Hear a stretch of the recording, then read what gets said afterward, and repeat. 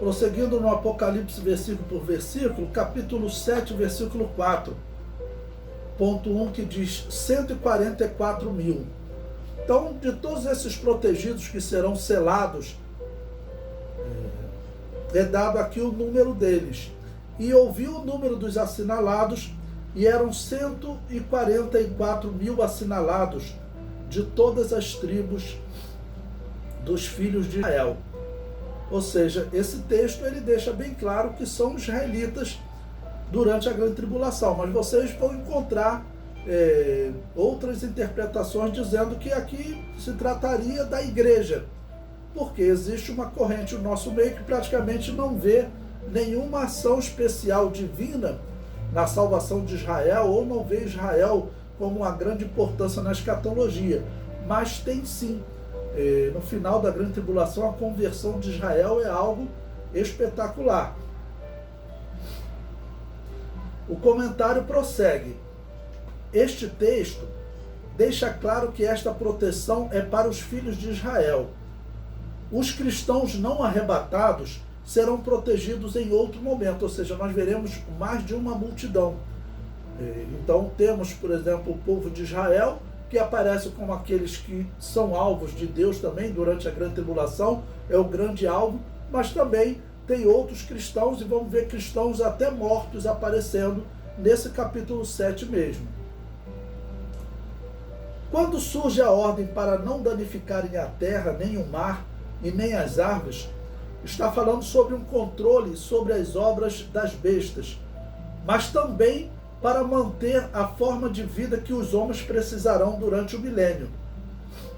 O número 144 mil certamente é um número simbólico, pois 144 mil significa 12 vezes 12 mil. O número 12 é o número do governo de Deus na terra. Por isso aparece as 12 tribos de Israel, os 12 apóstolos. Logo, os 144 mil fazem referência àqueles que deixam Deus governar as suas vidas. Então, esses 144 mil é dito que são dos filhos de Israel, que estão sendo protegidos durante a grande tribulação. Será que são pessoas que já aceitaram Jesus como Salvador?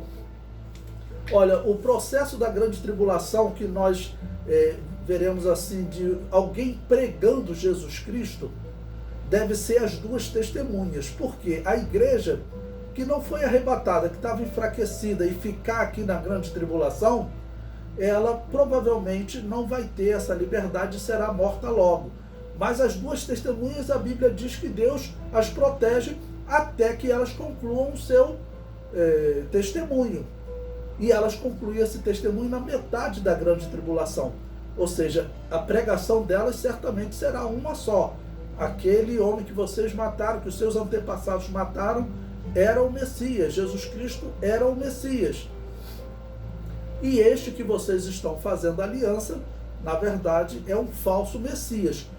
E uma pergunta interessante, os israelitas, eles têm consciência desse conceito cristão de que eles farão uma aliança com um falso Messias? Sim, tem. Eu vejo alguns rabinos comentando.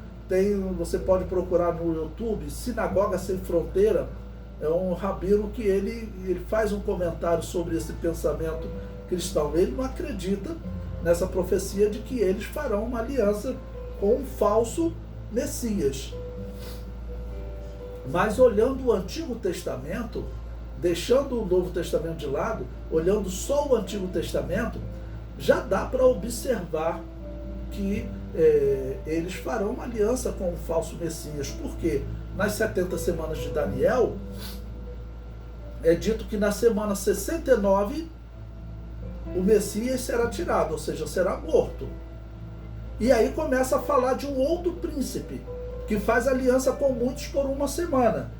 Então a profecia aqui é rejeição de um príncipe, que a nossa tradução coloca até com letra maiúscula, que está falando do Messias, e adotando um outro príncipe, que nesse caso pode interpretar como sendo o anticristo, ou seja, está profetizado no Antigo Testamento. Sem contar Isaías também, que diz que eles farão aliança com a morte, aliança com o inferno. O comentário prossegue. Existem israelitas hoje que deixam Deus governar as suas vidas? Sim. Existem israelitas fiéis às Escrituras.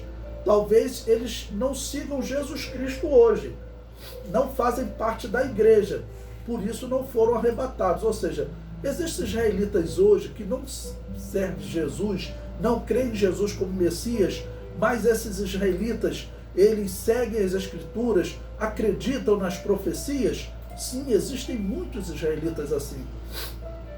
Existem muitos rabinos sérios estudando a Bíblia e tentando entender, né, o que aconteceu. Porque que Isaías profetizou e já se passaram 2.700 anos e o Messias, no conceito deles, não veio, né? Então, tem sim muitos que acreditam. Prosseguindo no comentário. Herdaram os resultados dos erros dos seus antepassados, quando rejeitaram o Messias, quando rejeitaram Jesus. Eles herdaram esse conhecimento errado.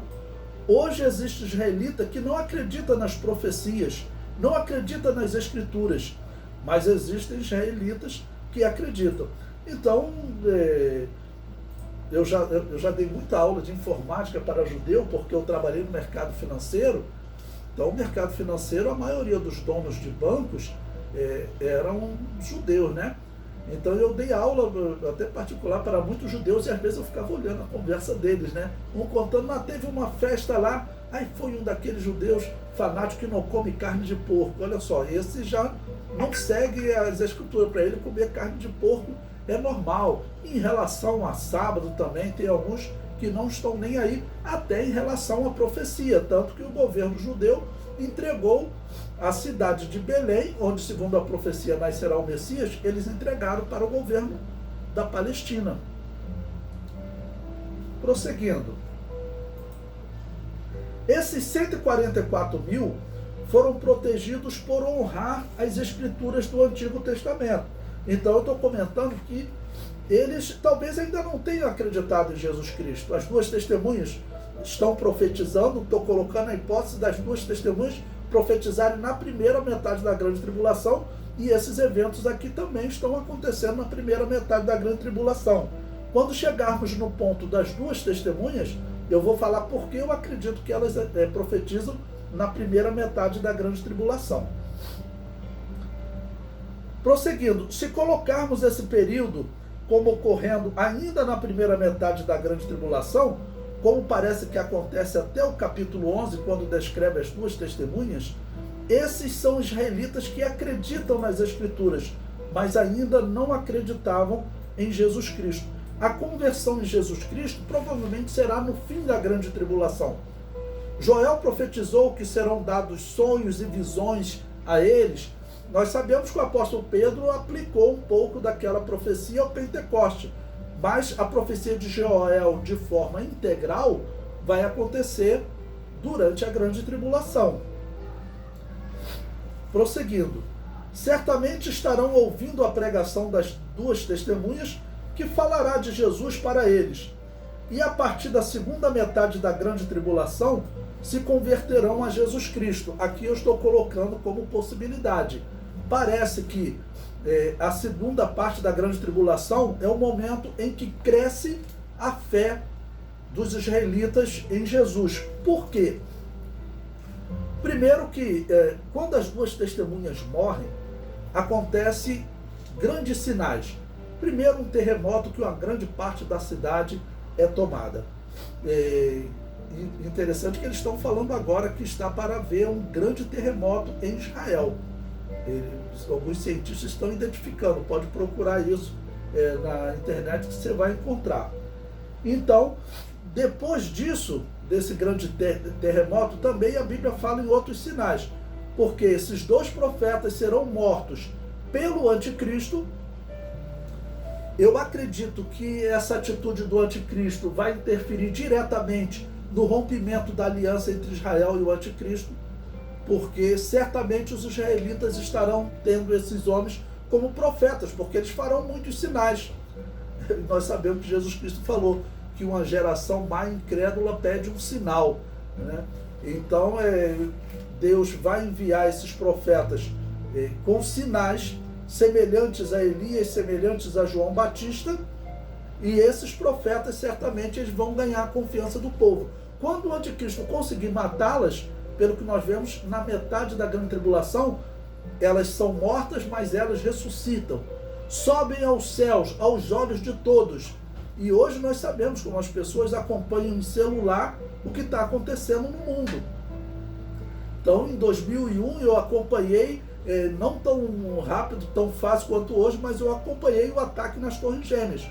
Durante a grande tribulação, as pessoas poderão ver muito mais por celular. Então, esses homens pregando, depois sendo mortos, ressuscitando aos olhos de todos, esse será um grande sinal que eu acredito que influenciará em uma crescente conversão de Israel até o final da grande tribulação, quando eles estão convertidos a Jesus.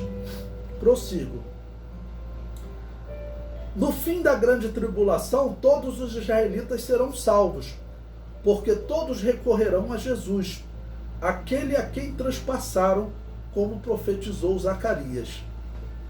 E sobre a casa de Davi e sobre os habitantes de Jerusalém derramarei o espírito de graça e de súplicas, e olharão para mim, a quem transpassaram, e o prantearão como quem pranteia por um unigênito, e chorarão amargamente por ele, como se chora amargamente pelo primogênito. É claro que nós interpretamos que aqui está falando do Messias, mas os israelitas eles não interpretam que esse texto está falando do Messias. Assim como Isaías 53, nós interpretamos, falando na nossa Santa Ceia, que está falando do Messias que seria morto, que sofreria. Os israelitas, em geral, eles não aceitam também que Isaías estava falando do Messias. Ele estaria falando talvez até do próprio profeta Isaías. Então, a questão do Messias em Israel, existe hoje uma grande divergência sobre como será esse Messias. Tem israelita que já nem acredita mais que um homem virá, o que antigamente eles sempre acreditavam, né? Há 2000 anos atrás, essa era uma crença comum. Até Herodes tinha muito medo, porque ele sabia daquela grande crença judaica. E por que Herodes tinha medo?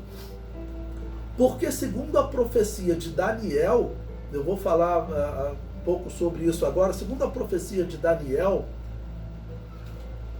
o Messias deveria vir 69 semanas, ou seja, 483 anos depois que seria dada a ordem para a reconstrução de Jerusalém. Essa profecia todos concordam, arqueólogos, historiadores concordam que se cumpriu no ano 457. Se somar os 483 anos, bate aonde? Bate no ano 27 da era cristã, próximo do momento que Jesus morreu. Então, certamente, esse era um tema muito discutido entre os israelitas naquele dia. Esses dias eu ouvi um irmão falando que os cristãos eram todos pessoas de pouco conhecimento, até alguns antes dele. Ele falou, como aquele que preparou o caminho de Jesus, João Batista, deveria ser um homem de pouco conhecimento. Provavelmente não. João Batista deveria ser um homem, a Bíblia não enfatiza isso, né? Mas deveria ser um homem de um conhecimento muito profundo. Por quê? O sacerdote ele era preparado para isso. João Batista tinha direito a ser sacerdote. Certamente ele estudou dos 6 aos 30 anos, e quando foi trabalhar no templo, estava tudo corrompido, todo mundo envolvido com Herodes, ele foi pregar no deserto. Mas dos 6 aos 30 anos ele estudou. Sendo um homem cheio do Espírito Santo de Deus, deveria ser um homem com grande conhecimento das profecias. E uma das questões, né, que estava certamente em debate naquele momento era a vinda do Messias. Tanto que teve um homem chamado Simeão que ele estava na esperança, o Messias está próximo de vir. Por quê? Porque pela contagem de Daniel, eles sabiam que 69 semanas estava perto de se cumprir, as 70 semanas estariam perto de se cumprir. Por isso havia uma grande esperança messiânica, inclusive Herodes era afetado por essa grande questão.